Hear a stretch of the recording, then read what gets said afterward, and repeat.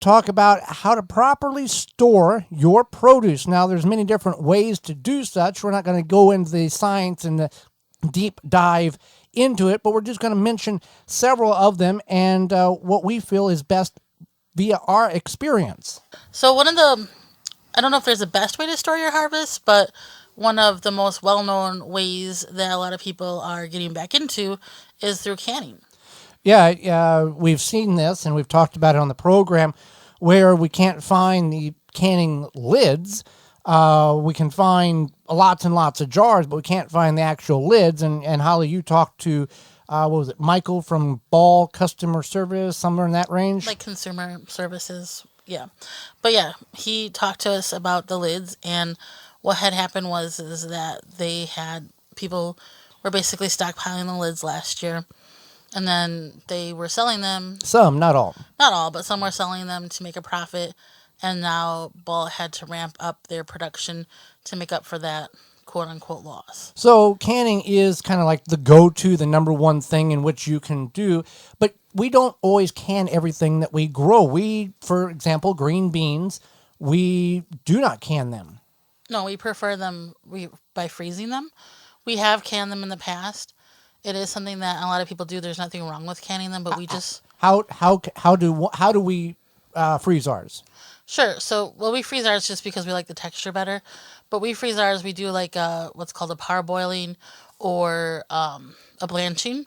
And what you do is you just put them in boiling hot water for about a minute or so, and then you put them directly into an ice bath to stop that cooking. And then when you want to eat them, you thaw them out, and then you cook them how you wish. Yeah, we've tried to, and back when many of you and I had grown up, you didn't pressure can green beans. You water bath them for like 3 hours or some crazy time duration such as that. But then it became unsafe for the water bath canning procedure to do. So that's why the National Home for Food Preservation, National Center for there Home you go, Food Preservation. deemed it unsafe unless you pressure can. But it's just too mushy for us. We just don't care much for the mushiness. Now, if you have the availability or mimic something such as a root cellar, you can do that. You can store it. Even a root cellar, not so much the traditional definition, but let's say a basement.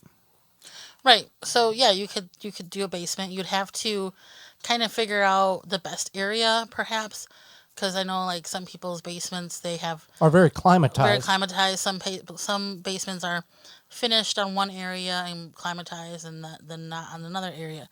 So yeah, so you want to think about that. If it's not climatized, you and it does get cool enough during the winter, it's going to help keep those vegetables fresh, almost like a refrigerator. Well, some people, some preppers, and some creative weekend warriors, they create a root cellar on their property, basically just digging a hole and creating the same type of environment, or they take a refrigerator and puncture the holes in the right spot and all this and that in order for the air to circulate and do all what it needs to done. Which brings That's us into the next thing, which is carrots. right. Well, and I was just gonna say that if you have an extra fridge, some people have like a beverage fridge. Right. You could have like a food storage fridge. True. Yeah. So anyway, carrots. Some people store their carrots in the ground. And what they do is overwinter. They don't harvest them in the end of the season. Well, now when we say leave them in the ground, it's not just look, they're tops. We walk away. They cover them with Right. leaves, straw, a lot of organic Yeah. material. I was getting to that. But yeah, so what they do is they cover them with probably about 2 to 3 feet of mulch or straw, leaves, what have you, some sort of organic material to help kind of insulate them in a sense. And then they would go out there and say, "Oh, I'm gonna get a couple carrots for dinner," or whatever, and then they go out and pull them out of the ground. Right, basically a refrigerator that prevents the ground from freezing to make easier access, and you can do similar things with Jerusalem artichokes in that aspect as well. Now, Right. whenever we harvest these things, whether we are harvesting potatoes, carrots, Jerusalem artichokes, etc., you don't just hit them with the hose as soon as you harvest them so they look all pretty for your picture. Right. So what you want to do is you want to leave the dirt on them, the soil on them, and you can still take your picture. They're still going to look nice. Yeah. But you want to leave that on there, and it kind of creates like a seal or like a barrier or whatever when you leave that dirt on there, and it's going to help them store a bit longer, whether it be in the fridge, if you have like a root cellar type thing, what have you. Well, and here's the other thing: whenever we store our items in the freezer, let's say we blanch them, whether it's kale or carrots or however we store them in the freezer. There is a difference between a freezer bag and a storage bag. Right, and I did want to touch on this is you want to think about that. The freezer bags are a little bit thicker in their texture, whatever you Well, want to call it. similar to there's a canning jar and then there's a glass jar that looks like a canning jar. Right, so these freezer bags are made for freezing, and they don't cost a bunch more. They cost a little bit more, but they are worth that investment.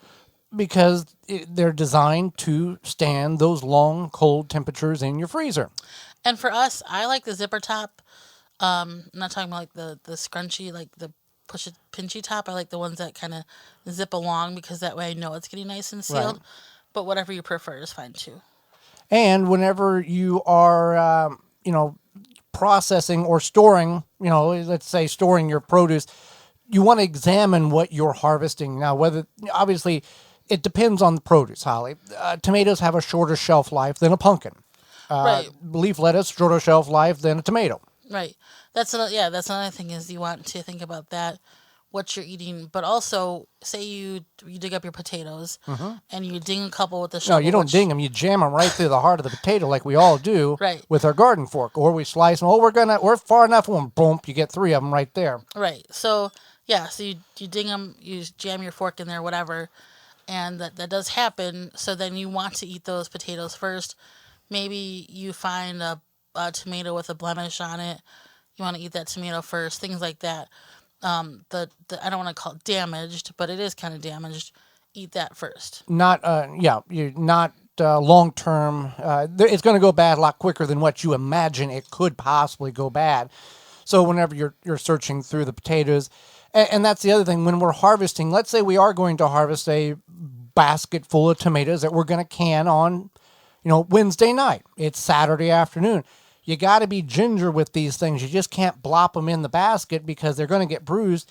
And any slight bruise or blemish by Wednesday, you're going to have now not one moldy, rotten tomato. You're going to have 3 or 4 that all sat next to one another, and you've lost a good chunk of what you were intending to preserve in whatever fashion you were trying to save them. Right. Your rotten friends are making other rotten friends.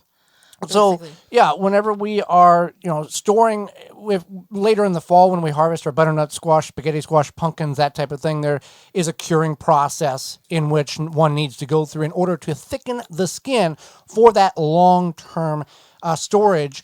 And with garlic, many people are harvesting garlic now. You can use that garlic right away, or you can do what is called a curing process and allowing the upper portion of the plant to dry and put more flavor and flavor into the bulb, and that will keep you for 6, 8 months, maybe 9 months if things work out real well for you, and then you can save the larger bulbs for the largest cloves for this fall's planting too. So everything, obviously we can't cover everything to its utmost detail, but we can kind of give you some guidelines on what to look for, what to do, what not to do when it comes to storing the produce and what's coming out of your garden. I think the biggest thing is just keeping in mind how you're going to use it, what's going to be best for you, what's going to make sense in your home, and what's going to be the most convenient, essentially. Exactly. Well, what's most convenient and the smart thing to do is to purchase from Walton's Incorporated. Whether you are a butcher taking an animal from animal to edible, or you just need some phenomenal seasonings to impress your friends and family this summer when you're barbecuing back on the patio, porch, or deck, Walton's has all of that and more to suffice your needs. Listen, everyone, we know you care about where your food comes from, and canning and preserving, as we just talked about, your fruits and vegetables is great, but think about the meat.